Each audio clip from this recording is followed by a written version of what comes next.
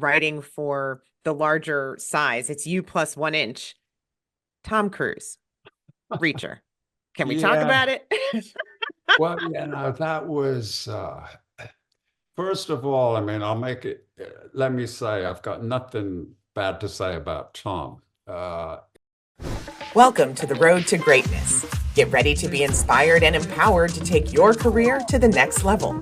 Let's talk about it. Before we get into the next example of greatness, I want to invite you to join this pro tip partner community, which is designed to help ambitious, ever evolving professionals like yourself find a new pro tip, habit, or mindset that helps take your performance to the next level. So here's what I'd love for you to do. First, click subscribe or follow, and then share this episode with anyone who you think needs a little boost. And you can keep the conversation going by following us on social media at Carlyn, Karlyn, RTG podcast. I'd love to hear your comments, questions, and if you try anything from my guests, let me know. Well, folks, I have to say that this week in this week's podcast, The Road to Greatness, I feel a little bit like I'm Dave Letterman with his "and my next guest needs no introduction," because I feel like my next guest needs no introduction. I'll tell a little bit. For those of you who have been living under a rock and have not read one of the more than 50 books by the great Lee Child, Lee will be our guest today to talk about being a great storyteller, what his road to greatness is. Now, if you haven't read one of the more than 50 books, chances are you maybe saw one of the 2 movies starring Tom Cruise, or catch the Reacher series on Amazon Prime. And if you haven't, my first question is, why not? It's amazing. And I will also share that this man is single-handedly responsible for bringing me back to reading for pleasure. So with that, my next guest gets an introduction. I mean, that was my little introduction. Lee, thank you so much for being here, and thank you so much for having this conversation. It's a real pleasure. You and I are old friends, and what a great opportunity it is to reconnect. So, very happy to be here. Yeah. And so just to let the audience in on what I mean by you are single-handedly responsible to getting me back to reading for pleasure. I want to say I was 22, 23. Or maybe 23. Yeah. Working as a reporter. And, reporting is very different than reading in a lot of senses. But I was traveling on some trip, don't remember why, and I picked up Running Blind. And I thought the cover was cool, so why not try that? And because of a very long-standing reading disability, I actually gave up reading for pleasure. I just did what was necessary because it took so much effort and work, and I always got sleepy and tired. Little did I know when I picked up Running Blind, thinking, it's going to be another book with a cute cover that's going to put me to sleep. No, cute cover kept me up all night because I couldn't put it down. And I felt so compelled to write you an email, probably the first fan mail I've ever written in my entire life, to say, oh my God, you are so amazing. You ruined my sleep, thanks, but it kept me up because your writing and storytelling was so, so, so compelling. So I want to get to I'm going to start at the end and work my way backwards a little bit, because the single thing that keeps me in every single book is that the last 3 chapters of every book that you write, I find myself either holding my breath, breathing faster, definitely turning pages faster, and forgetting completely that I have an I thing going on. So is that on purpose, or are you just is that a superpower? Uh, it's not, I mean, yes, it's on purpose because we know that that's the rhythm of a book. That's what you want. You want it to accelerate as you move through it, and you want people to be desperate to find out what happens. So in that sense, it's deliberate, but not deliberate in the sense that there's any kind of formula that you can do. There's no way of reproducing that similar to how you did it last time. It has to be organic with what has come before. And You know, I've spent years trying to figure it out because I'm obviously everybody is interested in plenty of different things, not just the thing you do for a job. And one of the things I'm interested in is human origins, you know, human development and evolution. What does it really, what can we learn from that? And one thing that I've sort of noticed, and I noticed this when I worked in television. Before I was a writer, the first half of my life was in commercial television. And that started at the end of the 1970s, you know, which is a long time ago now. And the way that I make this point is I say that in 1980, there was something that nobody had. And in 1990, everybody had it. And it made a huge difference to the TV business. It totally changed the way that we worked. It was a radical thing, and it needed accommodating in all kinds of different ways.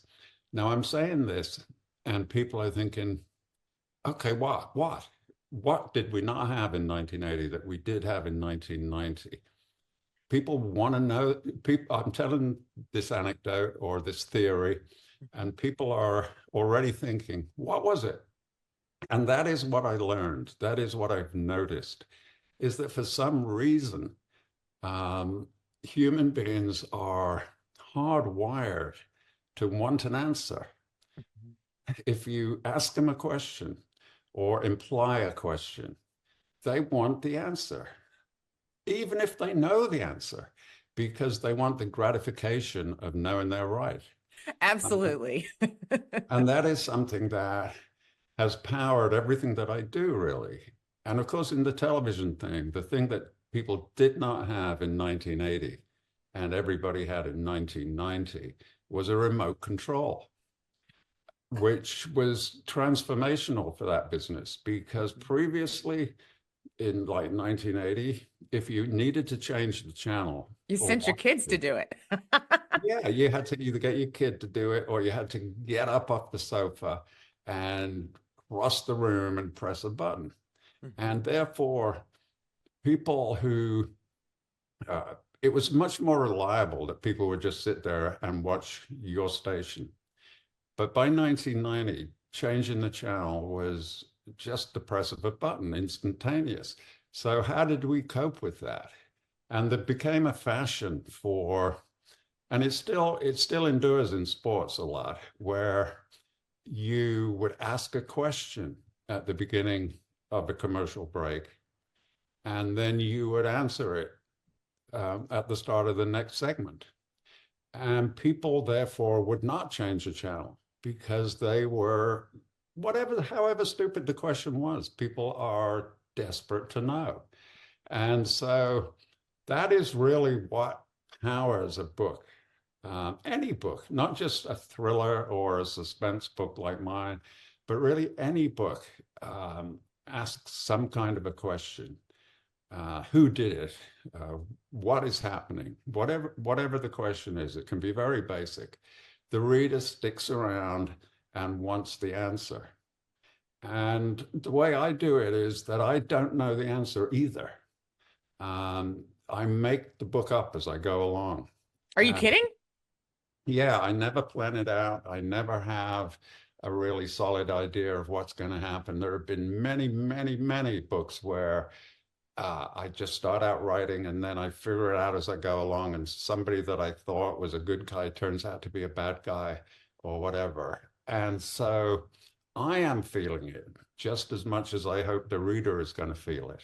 I'm getting towards the end of the book, those final 3 chapters. I'm desperate to find out what happened, just as much as the reader is going to be. So I think that's what it is. But it's a very simple procedure, and it feels weird when you're doing it because you're kind of manipulating the reader, I guess. You Feel are free. saying, there's this situation, there's that situation. What is going on here? And the reader will stick with you to find out. Wow. You've just blown my mind on so many levels because I've never heard you say that before. And I've been to, I don't know how many of your book signings and talks and everything else. So that's just beyond stunning. Um, But yeah, you go can ahead. carry that into every aspect of life. You know, any kind of public speaking, even in a tiny sentence, it's important to ask the question first or imply the question first and then answer it, even if it's within the same group of words. If I said, you know, you're a reporter, I mean, if we do a report about something, if I said the train was late, therefore Colin was angry, that is not a very interesting sentence because the answer comes before the question. If I said Colin is angry because the train was late, in microcosm, that is exactly how you should do it. That you make the statement, Colin was angry. And in that split second, people are thinking, why? Why? Why was she angry? What's going on? And Right. then you get the answer because the train was late. And even though that's a microsecond, it's still the same momentum. It's still imply the question, answer the question. So it's not just a huge long arc through the whole book. It is sentence by sentence, paragraph by paragraph, page by page. You structure it in a way that pushes people forward the whole time. Because as you very honestly pointed out, you had difficulty getting through a whole book because of a reading issue. And if my hand is on your back, gently pushing you through, that helps. And it is true that, you know, people are reading books is huge amongst a certain segment of the population, but kind of not a customary amongst another section of the population. And those people appreciate that momentum through the book. You know, I've had the most heartfelt compliments, people just really happy. And they say to me, I loved your book.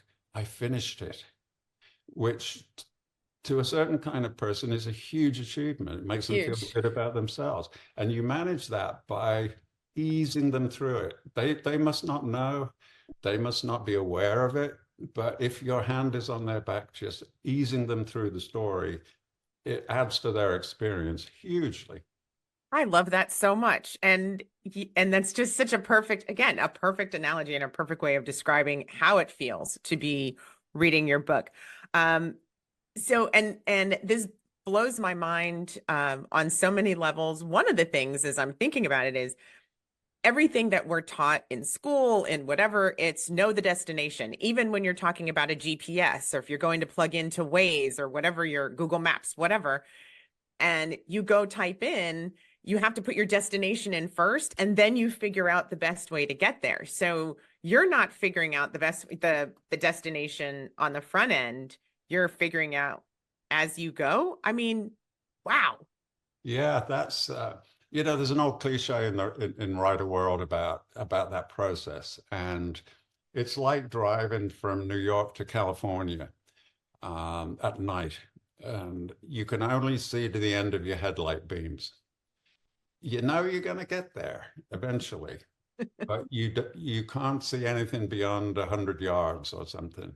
And so you just keep going, and the next part gets illuminated, then the next part, and the next part, and you eventually you arrive.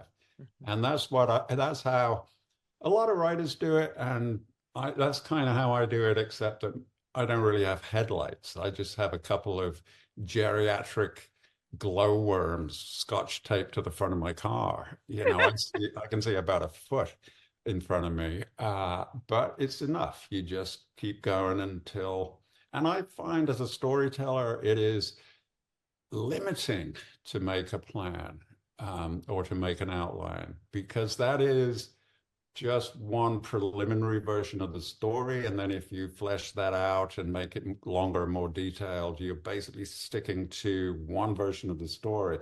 And I find just start somewhere, see what happens.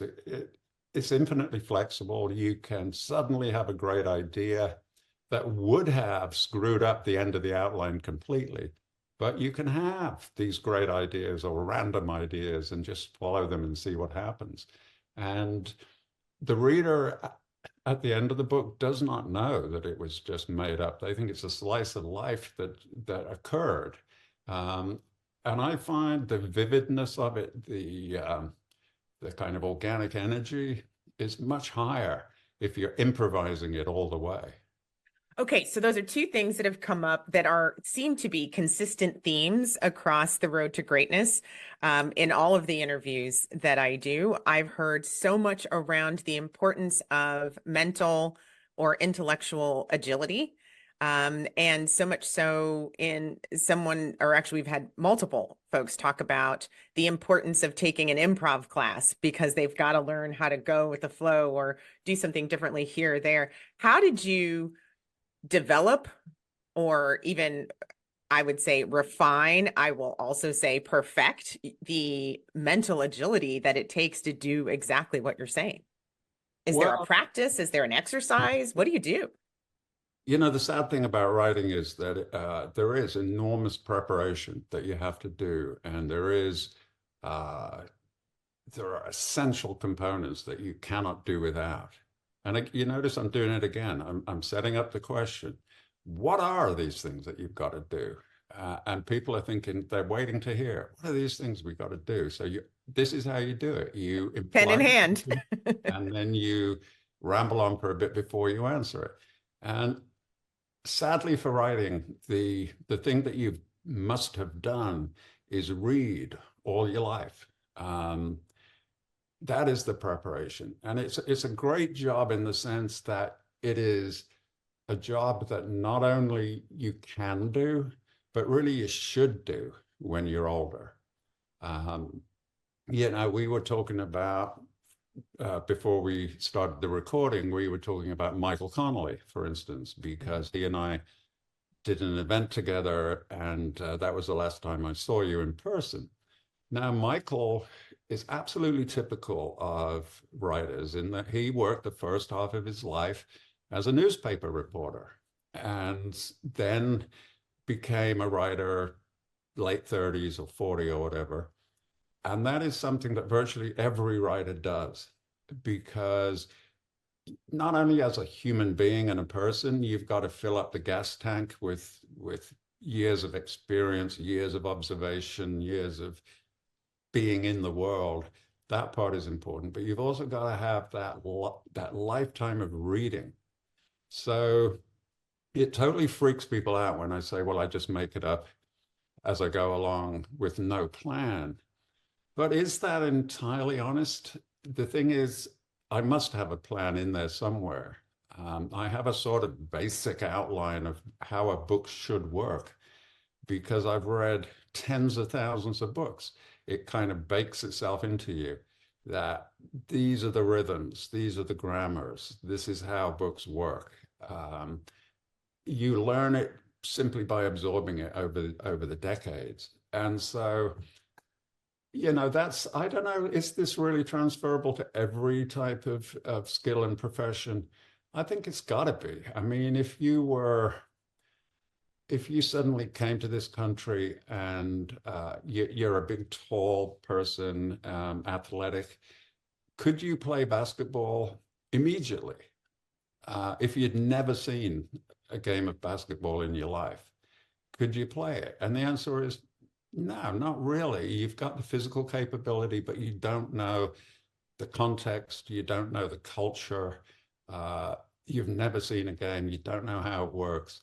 It's the same thing with writing. Unless you've read and loved reading, you're not going to absorb enough stuff to then let it out again when necessary. So, and I find that really tough talking to intending writers, because you say to them, have you read, like 4 books a week for all of your life? And they're going to say, probably some of them will say, well, no. In which case you got to say, well, probably you ain't going to make it. That's fair. All right. So I'm going to do my best to practice what you said, which is ask the question first and we'll answer it on the other side. So When we come back, we'll find out if Lee has any rituals that he does before starting every single book. Stay with us. We'll be right back. Think you're a great sales leader just because you were a top seller? Think again. At Pro Tip Partners, we turn good managers into great leaders. Our unique hands-on workshops combine improvisation techniques with core sales leadership fundamentals, making you more agile in managing your team. With tailored scenarios for your industry, our engaging veteran facilitators ensure you're ready to set visions that will have your team running through walls for you. Because remember, 57% of people say they've left a job because of their managers, not their companies. Ready to be a leader your team will break barriers for?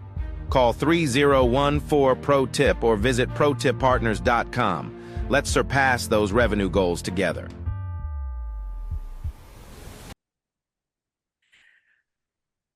This is so cool. I'm geeking out so much. Okay, sorry. I'd love to listen to you talk. Okay, so we'll come right back and let me get myself back together. All right, so welcome back, and let's pick up and ask Lee the question. Do you have any, you've talked about that you do have a lot of preparation that you do, obviously, in terms of having the core outline, etc. Are there any rituals? Do you do 10 push-ups before writing? Do you go walk around the block? Do you sit and look at a map because you have great geographies and are so intimately involved with the communities that you're writing about and the locations and things like that? What are the rituals that just get you in the mood? Well, I used to. I remember, also you got to remember that my career has spanned quite a few technological eras by now. The first book I wrote in pencil on paper. Oh my goodness. Second book, I started that way, but then I got paid for the first book, so I could afford a computer. And I bought a computer that came preloaded with Minesweeper, which was a little game. And I did develop a ritual that I needed to complete the expert level of Minesweeper in less than 300 seconds before I could start. And it was great as a ritual. It was a kind of rinse for my, just took everything out of my mind and just cleared it. And it was a little step that I had to do. And then somehow that automatically gave me permission to carry on, with energy and a new start. But that computer blew up eventually. And because I'm hopelessly untechnical, something went wrong, it blew up. So I had to get another one, which did not have Minesweeper on it. And so at that point, I gave up that official ritual. But what I do as a matter of course is yesterday I will have written, I don't know, 1,000 words, 2,000 words or whatever.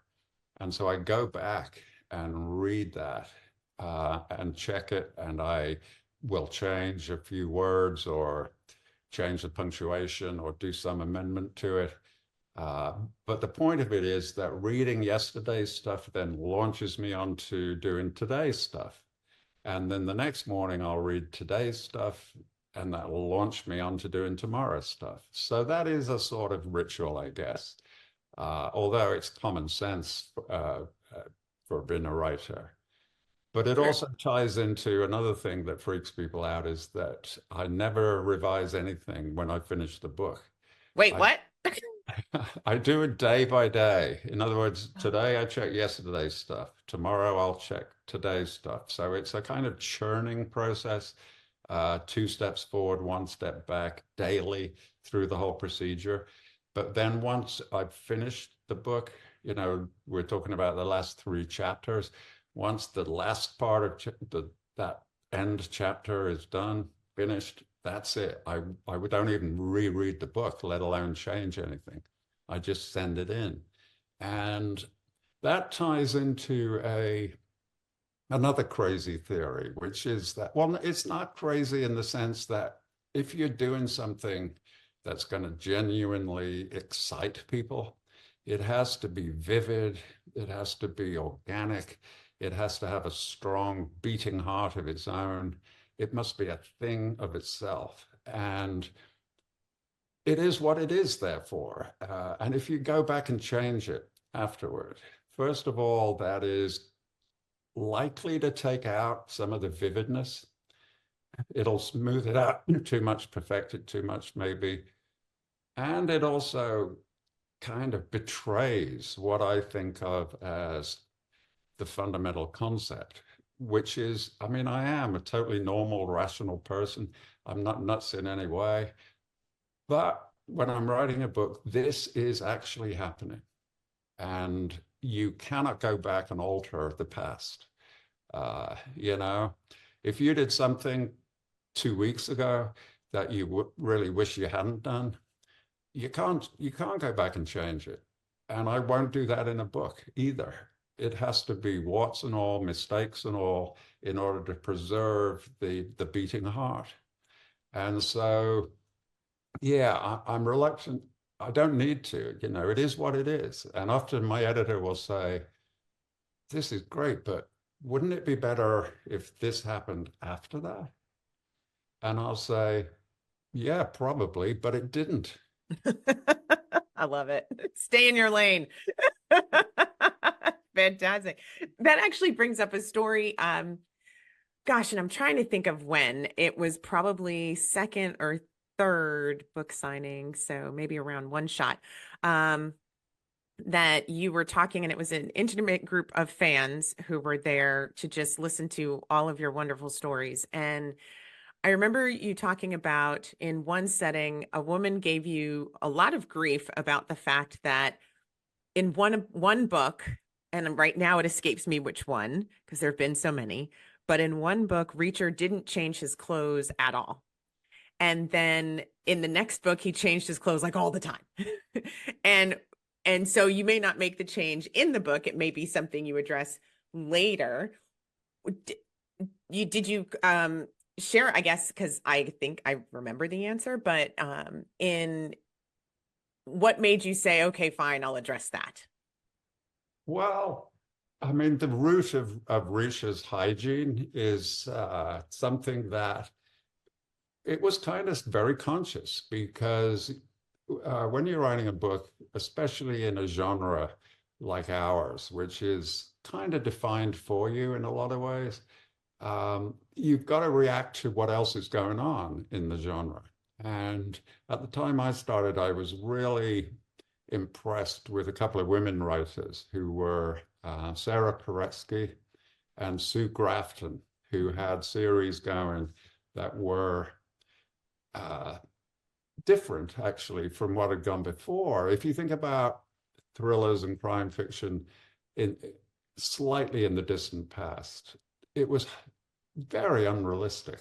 You know, things would be done that just don't happen to normal people. You know, let's say you're in LA and the next clue is clearly in Chicago. So you go to the airport and you slap down your credit card and you get a ticket to Chicago and off you go. Well, in real life, maybe your credit card is maxed out. Maybe, you know, you can't travel that day. Maybe there's some domestic reality that gets in the way. It's not all glitzy, sophisticated, glamorous stuff jetting from place to place. There are real things in life. And those two women writers were really good at that. You know, their characters had lives. They had friends and neighbors, and they had favorite restaurants and favorite bars, and they every once in a while would sit down and pay their bills. And especially they would do laundry and they would cook, so that both of those things had to be taken care of. You can't ignore it anymore. If somebody has introduced that to the genre now, you've got to deal with it. And a lot of writers just carried on in that channel. You know, there were numerous characters that were cooking like crazy and, you know, dealing with their domestic stuff. So I knew I had to deal with it, but I didn't want to deal with it in a conventional way. So I very explicitly said Reacher is paranoid about possessions. He doesn't want to be tied down in any way. So he has the clothes that he's wearing and nothing else. And every few days he'll go to the Goodwill and select some more and junk the old ones. And that's good for 3 or 4 days. And that was horrifying people because, you know, the American habit is so pristine and hygienic. You know, you've got to shower at least once a day, At and least. you got to change your underwear at least once a day, and all of this kind of thing.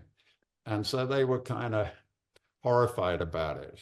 To which my answer was, hey, you know, well, I'm not entirely sure how it was in the US in the 50s, but in Britain, where I was born, in my childhood, you took a bath once a week and you changed your clothes once a week. You know, that was how it was for adults as well as for kids.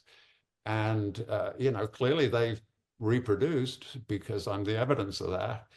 So it's not really a fundamental problem, but people were kind of horrified by it. So it wasn't really a response to that. It was just a kind of variation. All right, let's just have some fun with it.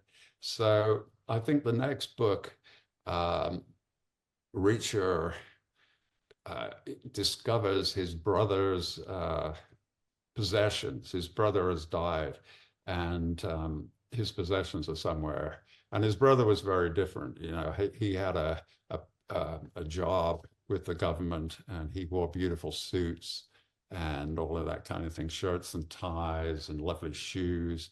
And by good fortune, Reacher is the same size as his brother, so he could fit into all of these clothes. And I just thought it'll be fun, you know, just showing Reacher in a different context, Reacher wearing a suit, Reacher wearing a tie. So it wasn't really a response to it, but it was just a bit of fun, you know, just a different version for one of the books. Love it. It's so fun.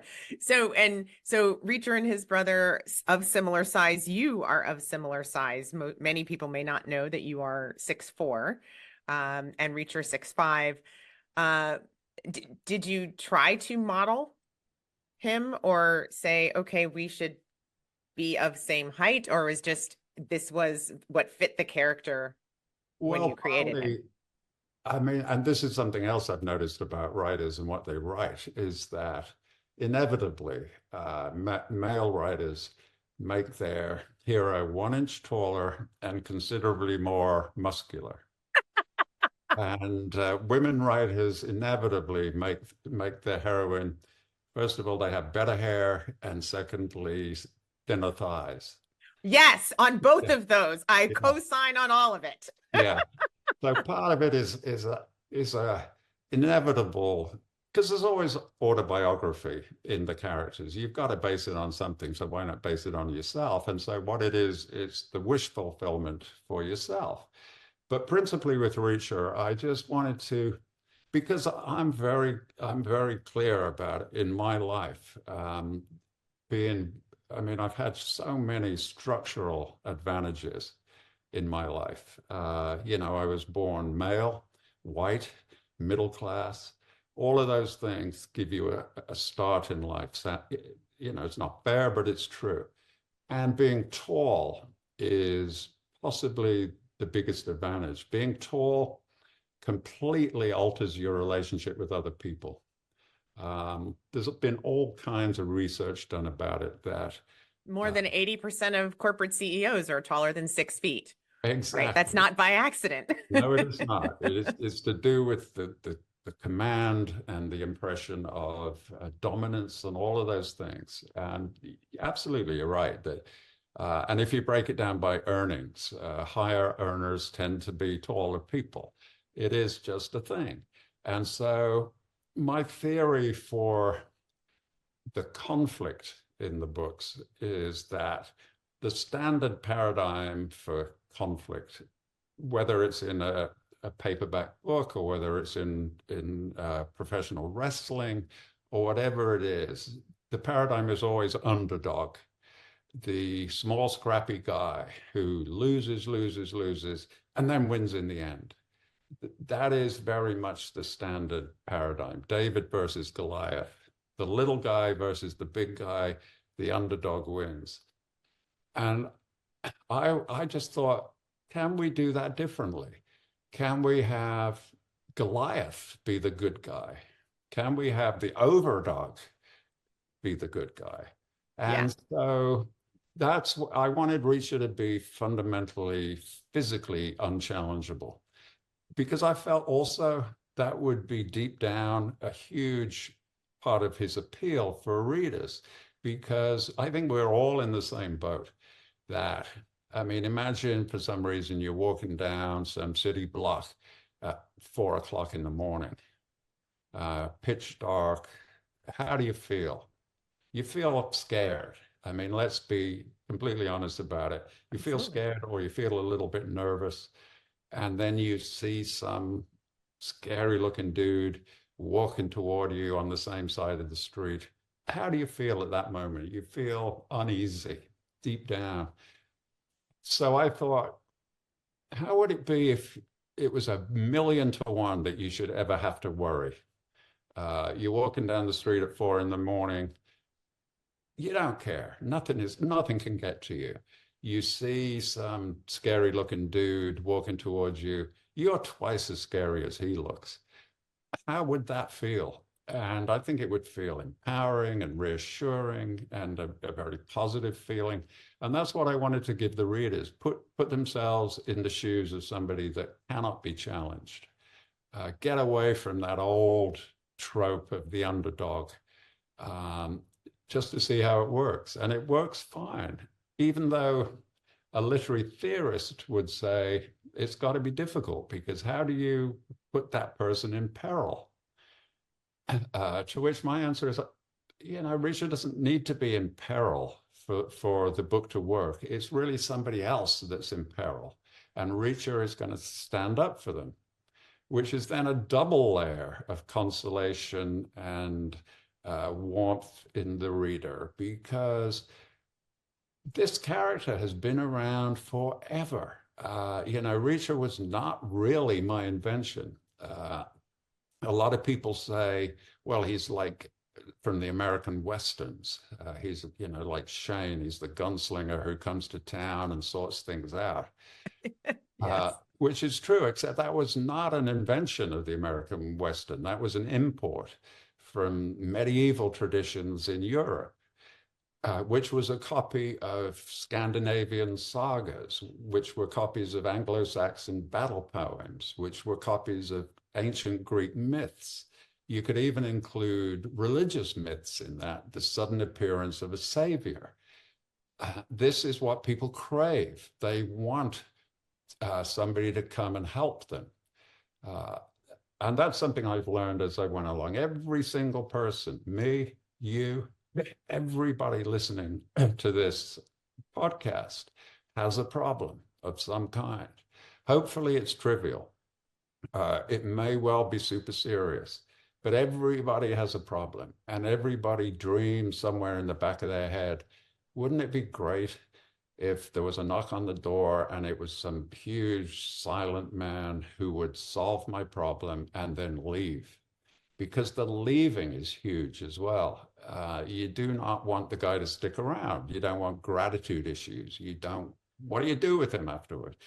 He's got to move on. And that is a character that has repeated endlessly through history.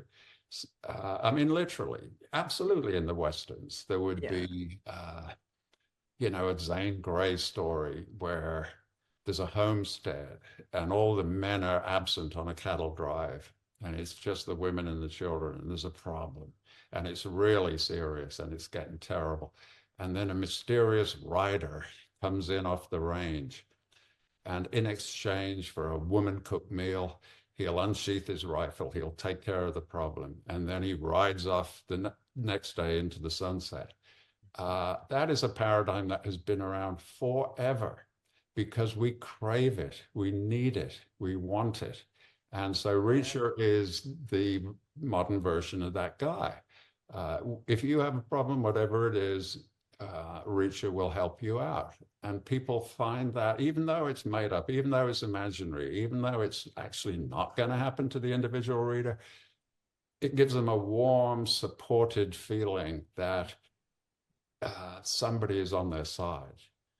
If you think back, for those who are watching or listening who remember or were around for the 80s, all the whole time you were doing this last piece, I was thinking about the words in the theme song to the show The A-Team. If you have a problem and maybe they can help, then you can hire the A-Team, right? Or Yeah, today I on mean, TV, you've got The Equalizer with Queen Latifah. You have, and even Denzel Washington continues to make the Equalizer movies. So which are great movies, by the way, yeah, and work exactly on that premise that yeah. uh, like Equalizer 3, it's he's on vacation in Italy, and the mafia are a problem in the town that he's in, and the entire population of the town is cowed and nervous and unhappy, and he solves the problem. This is what I mean. That people crave this, and it can never fail if give people what they want, and which is another part of the skill that, or actually, is it skill or is it just a lucky coincidence? There's one quote that I remember very well, which it concerns Charles Dickens.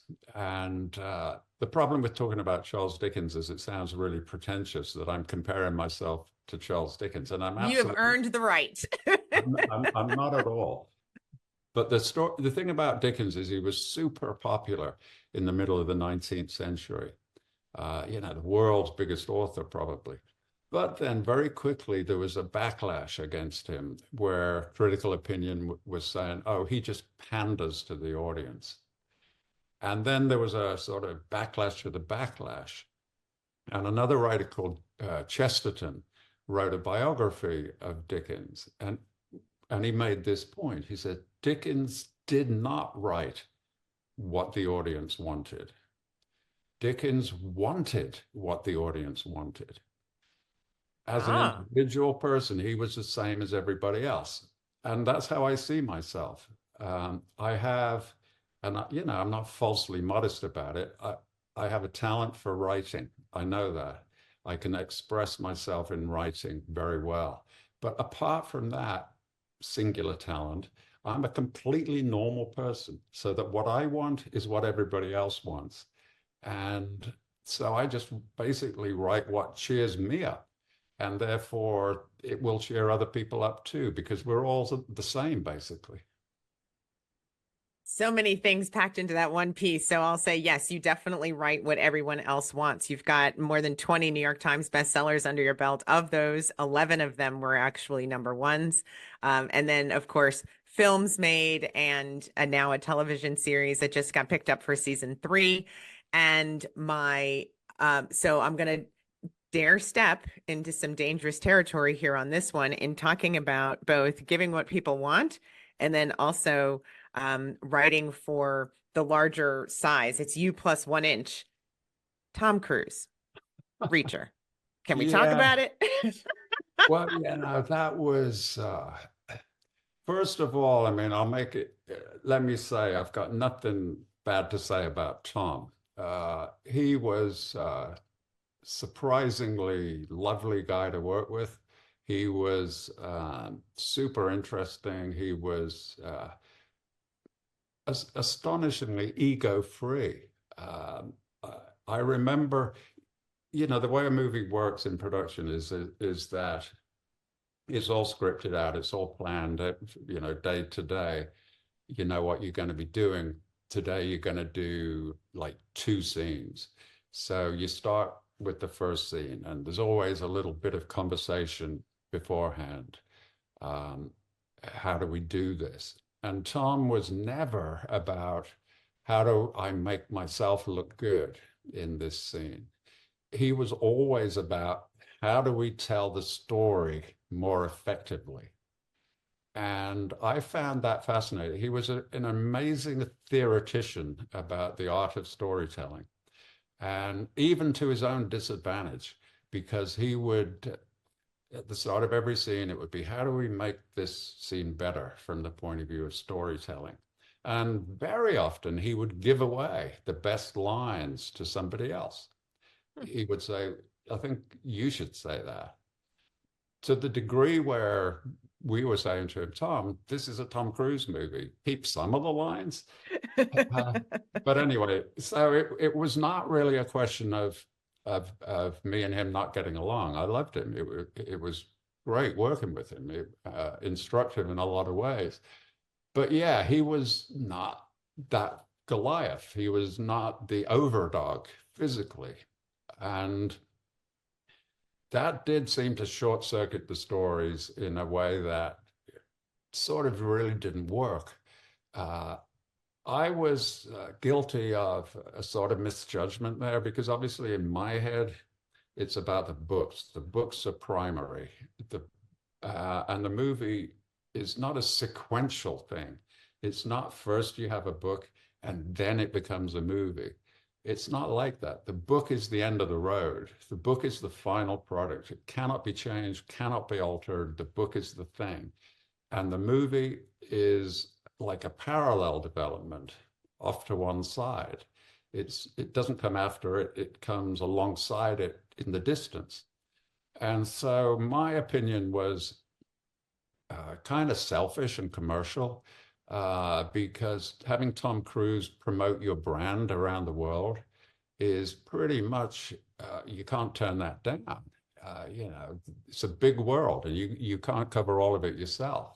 How do I sell books in China or Indonesia or Brazil and these places? I'll never get to them. So to have him promote the brand around the world was irresistible. So obviously I said, yeah, go for it, thinking that the readers would understand that this is just a version. It's just somebody else's opinion. It doesn't replace the book. It doesn't really even comment on the book. It's not relevant to the book. I totally underestimated how close people would feel that the book should be faithfully reproduced. So that was partly my fault. And yeah, so it was doing those two feature films was very good fun, and it was very instructive in numerous ways, and I do not regret it at all.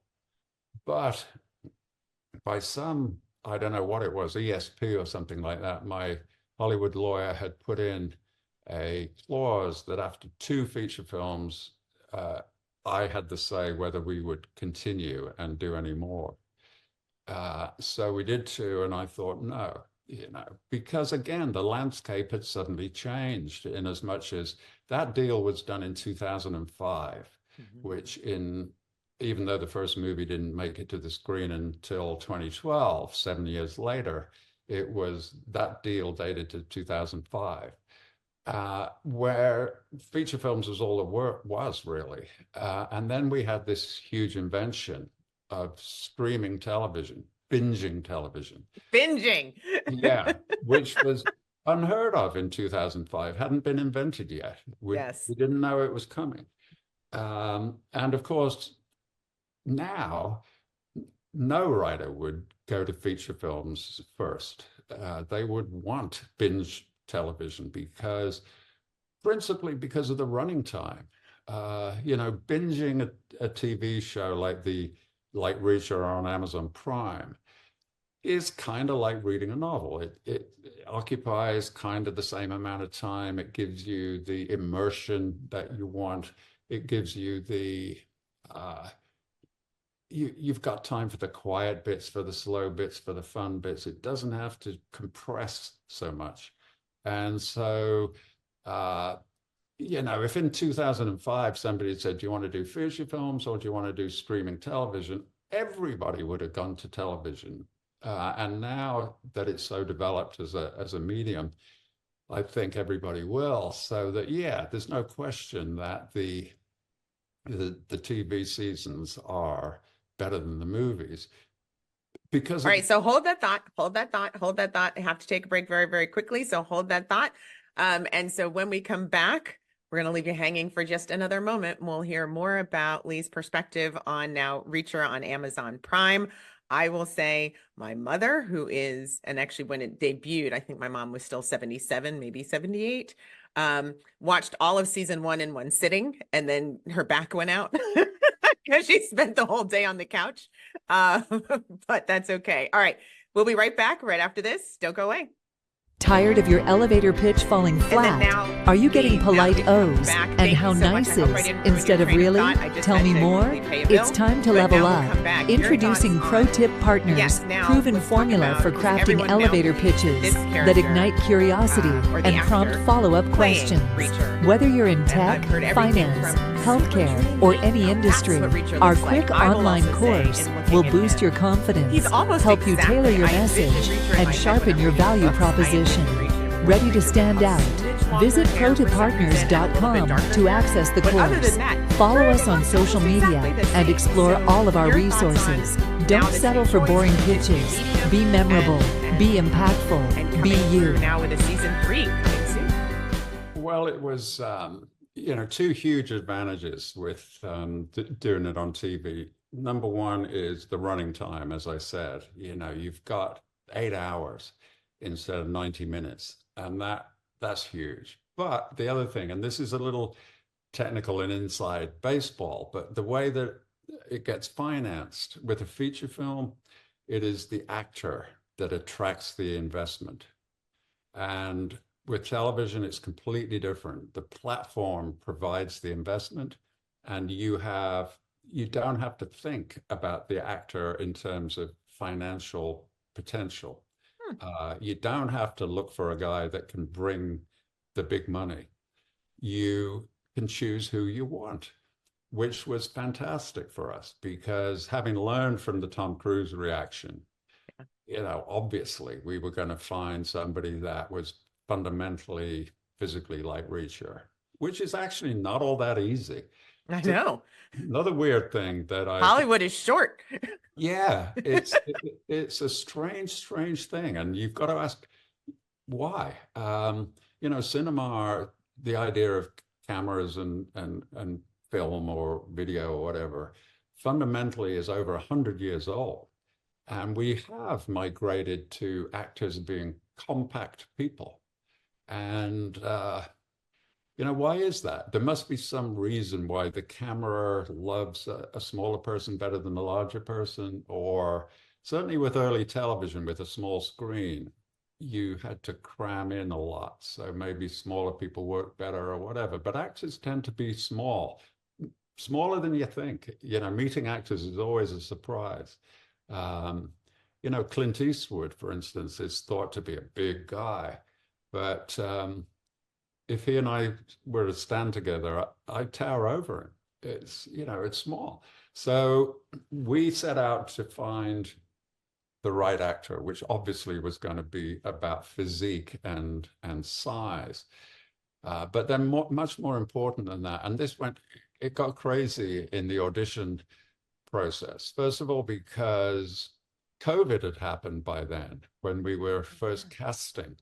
So normally what you do, you go to LA for a weekend and you hang out with people and you see a load of actors and so on in a room together.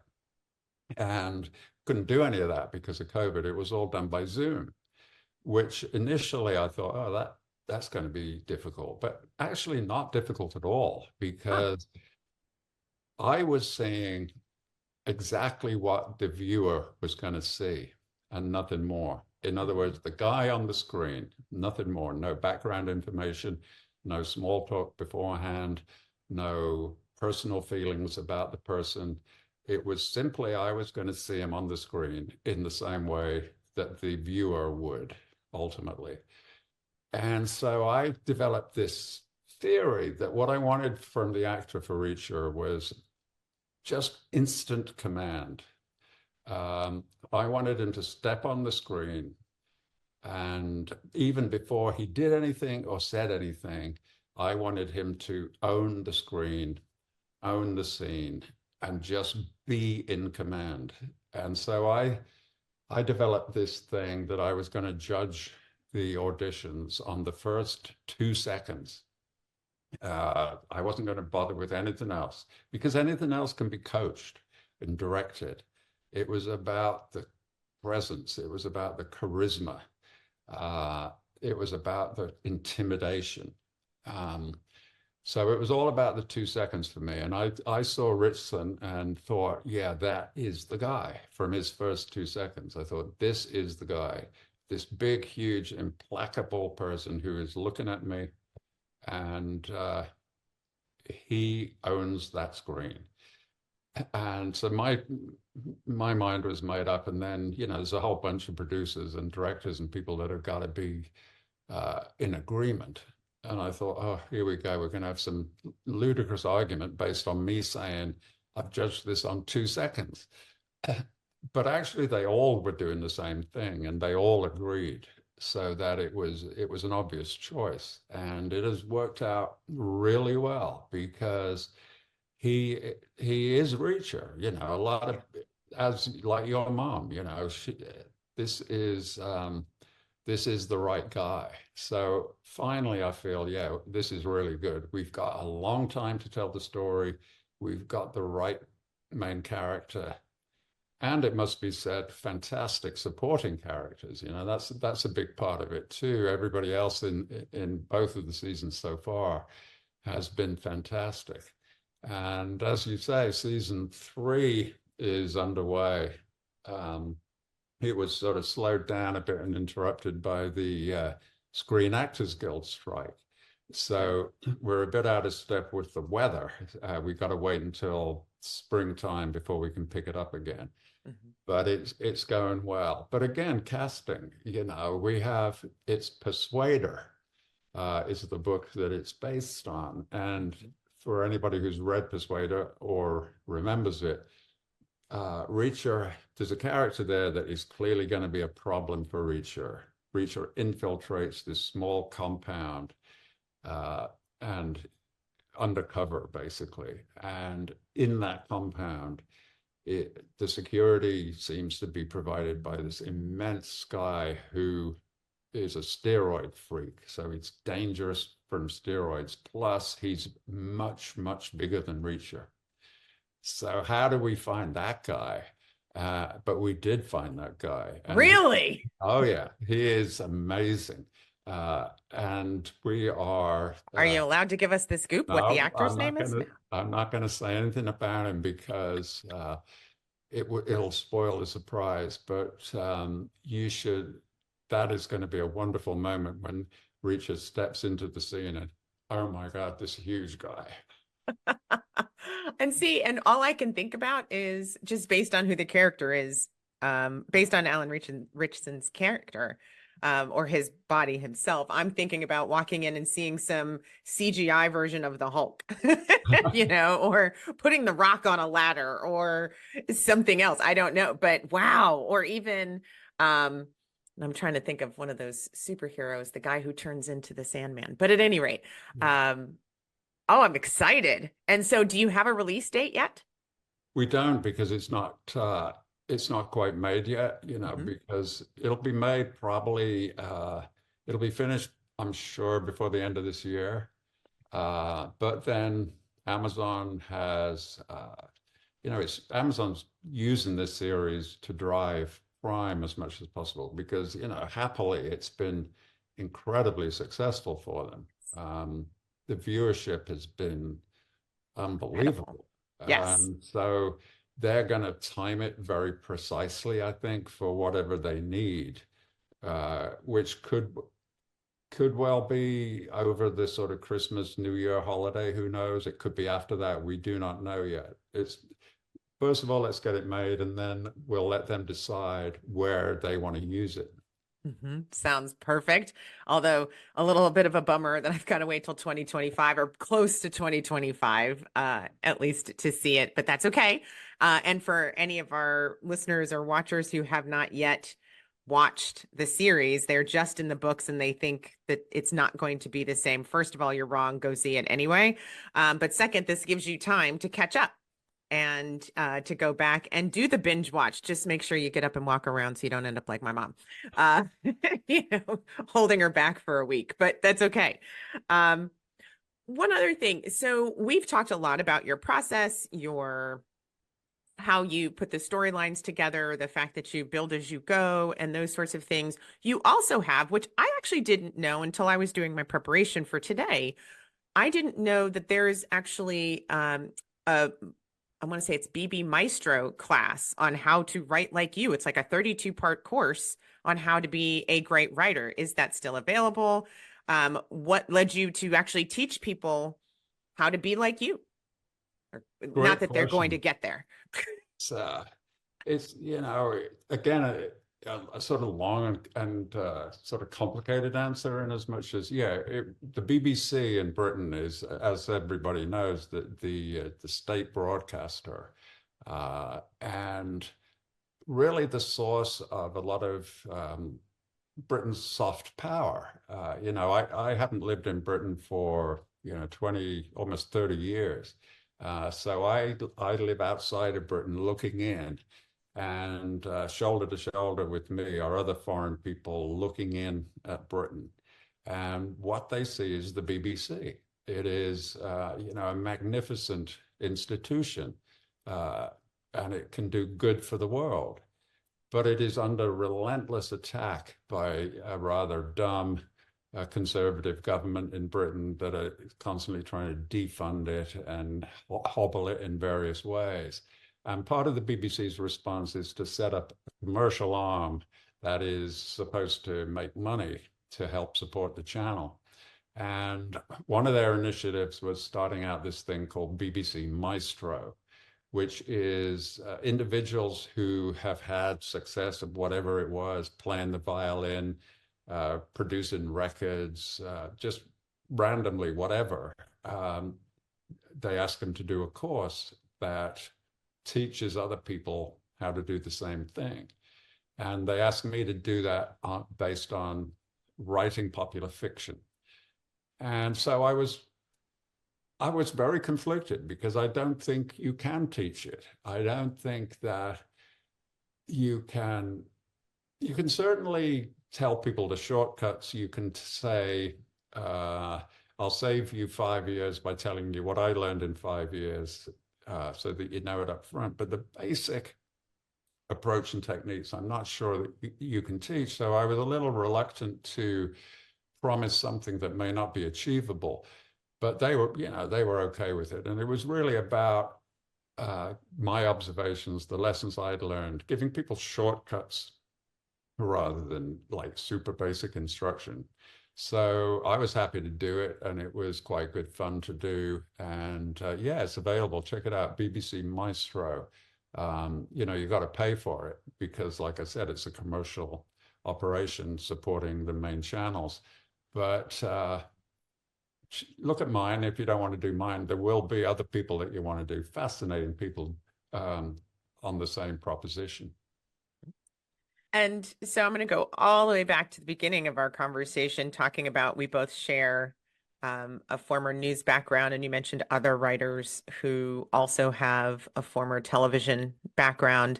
It's very clear that, and self-admittedly, because I didn't read a lot of books back then, but very clear that I'm the outlier. I didn't go and write books. I now teach people how to do their public speaking. I always say great communication makes a difference between where you are and where you want to be. And with you, and one of the reasons why you're so interesting, aside from everything we've just talked about, is the importance of written, and something being discussed a lot.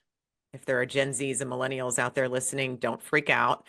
But there is a very common opinion that we don't have writers anymore. Business writing, regular writing, that just is where people can't express their thoughts in writing in a way that's compelling or interesting, or in some cases factual, or correct. So, and grammatically correct for that matter. One thing that I do like to do is take what I'm hearing from our guests and then relate it back to where do these skills that you're talking about, where do they fit in corporate America? So and corporate America, or even media writing, but what are probably the one or two things that you've talked about that you would say, yes, and if you are in marketing and you're writing commercials, or if you are in sales and you're trying to elicit new customers, or solicit new customers, what are the things that you would say this, even if you're not an author, really is important to transfer to your business? That's another great question. And I think it is, the answer is actually much easier than people anticipate. And the news is much better than people think. They think this is super hard and they can't do it, or they have difficulty doing it, or it doesn't come out well. And that is because they have been somehow trapped into a system that is pretty much 100% bullshit. That you have a style or a habit or a presumption that communications have to be kind of formal or structured in a way that is alien to you personally. They feel like it's like giving a speech at a wedding. You've got to dress up in a suit and put on an uncomfortable shirt and tie, and you've got to speak in a certain manner that is not you. And I think this really simple answer to that is just forget it. Don't do that. If you're the sort of person outside of work, when you chill, when you're relaxed, you go out with a bunch of people to a restaurant or something, can you tell a story to your friends around the restaurant table? Can you tell a joke? Can you tell an interesting anecdote about something that happened yesterday? And the answer is that for virtually everybody, yes, of course you can. Loads of people tell really great jokes. Loads of people sit around a restaurant table. They're the life of the party. They are making people laugh. They are giving them insight and information. But then the next morning they get to work and they get all trapped in the formality of the style that they imagine is required of them. And it totally is not required of them. Just if you've got a point to make, if you've got a new product, let's say, we got a new product and it should do well because of X, Y, and Z, just say so, as if you were telling your friends in the bar. Just say so in your normal voice, in your normal words. And that is actually communication. We are trapped into this thing where we think it's got to be stylized and formal and divorced from normal expression. And it does not have to be that way. Just do it normally. Mm-hmm. I love it. So good. Is there anything, Lee, that I didn't ask you that I should have? I don't know. I mean, I'm really fascinated about what you're doing. And I feel there's a huge connection, I think, between writing for mass consumption and writing or speaking for internal purposes in the corporate world or whatever. It's all the same thing ultimately. And it all comes from the far end of the equation. Think about who your customers are. In my case, the readers, what do they want? You've got to thoroughly understand that. What do they want? And you don't have to be like meretricious about it and just spoon feed them stuff, but you've got to have a basic sympathy for who they are, what they need, what they want. And I would say the same thing applies in any area of communication. Who are you talking to? Who are those people? How do they feel? What are their fears? What are their doubts? What is going to light them up? What is going to make them feel good? And do it in that manner. Thank you so much for that. And what will light them up? What will light me up is being able to speak with Lee Child in the Road to Greatness, learn more about his road to greatness.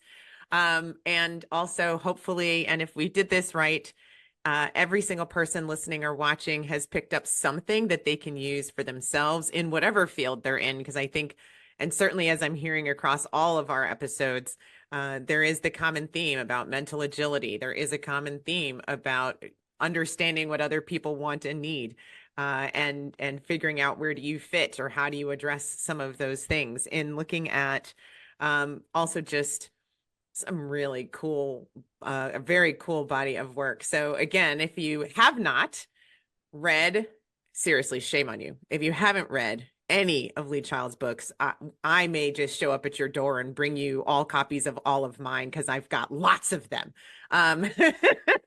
And so many of them are signed. But if you haven't, please do. And be sure to go binge watch seasons 1 and 2 of Reacher on Amazon Prime. Make sure that you tune in for for season 3, which is based on the book Persuader. So make sure you go out and read that as well. And then, and Lee, maybe we could arm twist you into coming back upon the release of Persuader. Yeah, that would be good fun, wouldn't it? That whenever that happens, we can see how it turned out and talk some more about it. Again, lessons to be learned, no doubt. Absolutely. Any final words you'd like to leave us? I think you gave really great advice on just being direct and clear, but anything else you'd like to leave the audience with before we head off or sign off? Well, all a writer can really say is that for somebody to read their books and enjoy them is the hugest compliment ever. And so in a sense, we're all in the same boat, that somebody's reading our books. How many people is unpredictable, but somebody is. And I just want to say thank you to everybody who reads them, because that squares the circle, it completes the process, and there is no finer feeling for an author to know that somewhere somebody is enjoying what we did, and possibly it might be really important to them. People have hard times. I've heard from lots of readers who say, your books got me through this hard time when my dad had cancer or something like that. Other people just read them on the beach because they want to chill and relax. But if somebody has enjoyed your book, there is no better feeling than that. So all I ever want to say is thank you to my readers, and it has meant more to me than you could possibly imagine. And I think that's a perfect note to end on. And as one of those people who actually changed their life in a very, very big way, I thank you, not just for being here, but for also truly bringing me back to something that is both important, enjoyable, fun, and escape, as you say. And again, for the last time, I will say to everyone watching, please, please, please, if you do nothing else for yourself, go pick up a Lee Child book. There are more than 50 to choose from. He also has short stories. Click over to Amazon right now and go find them, and you'll be all the better for it. Thank you again, Lee. Thank you for your time. And thank you all, of course, for watching. Hit subscribe. Did you hear something you liked? Tell me about it at Carlin RTG Podcast on YouTube, Instagram, Facebook, or TikTok. Thanks for joining.